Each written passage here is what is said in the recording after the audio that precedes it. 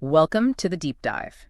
Today we're looking at something pretty interesting, some notable shifts in Donald Trump's approval ratings. That's right. We're drawing on recent polls and specifically some commentary highlighted by the Ring of Fire. Yeah, the idea is to really, dig into these numbers, No, see what they might actually mean beyond just the headlines. exactly. Because for a long time, um, the story was consistent. Most national polls had Trump's approval underwater, disapproval higher than approval. Right. But there were always those exceptions, weren't there? The more right-leaning pollsters. Precisely. Pollsters like, say, Rasmussen often showed more favorable numbers. They were kind of the outlier in the other direction. Okay, so let's get into the shift then, because the sources we looked at suggest even those pollsters are showing something different now. Yes, that seems to be the crux of it. Rasmussen and TIPP are now apparently reporting Trump's approval as, well, underwater. Underwater. What are the exact figures looking like? Well, the latest from Rosquent, according to the analysis, is 49% approve, 50% disapprove. So net -1, just barely, but still negative. And TIPP? TIPP is similar, 44% approve, 45% disapprove, again, net -1. Wow. So even Ross Wynn, why is that considered so, significant when these specific pollsters show a dip?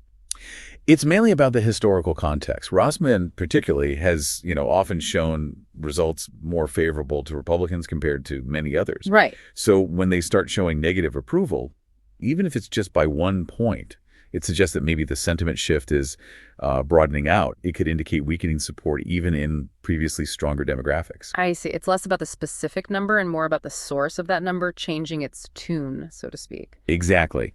It hints that the trend might be more pronounced than maybe we thought based only on the polls that already showed him underwater. Okay, that makes sense. So how do these Rossman and TIP numbers compare to what other polls are showing now? Are they outliers again, just in the other direction? Well, most other national polls are actually showing a wider gap. Wider? How much wider? The disapproval margin is often larger, yeah.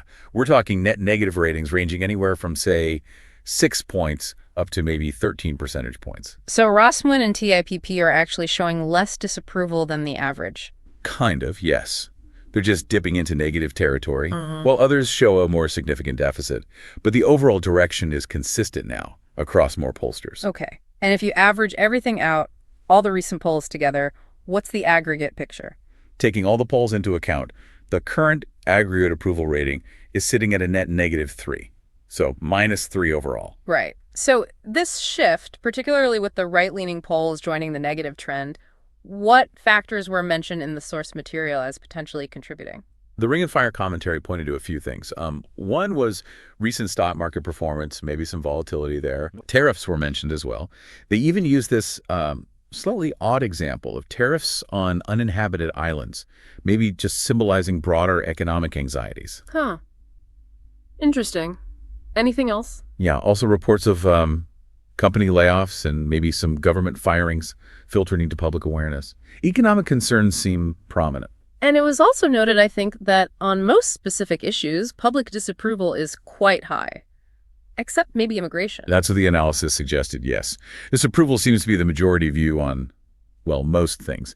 And even on immigration, which has sometimes been a stronger point, the approval numbers are apparently getting very close to slipping underwater, too. It's quite a dynamic then, especially since, as the commentary pointed out, Trump is often described as being, quite focused on his approval numbers. Right, that's the perceived irony. There's this reported obsession with polls, yet the policies highlighted seem to be potentially driving those numbers down, at least according to this analysis. So looking forward, what's the speculation? What did the source suggest might happen next with these trends?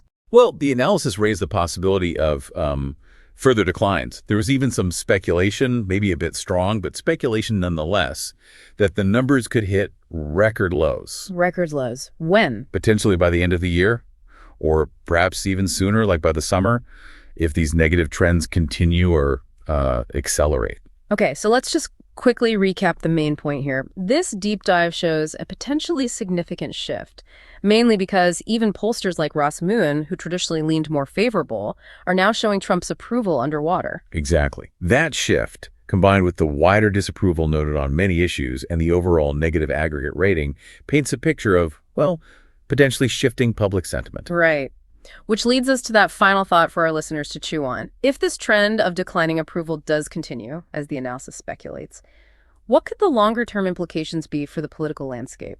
Yeah, and beyond the economic factors we discussed, what other, perhaps less obvious things might be influencing how people feel right now? Something to think about.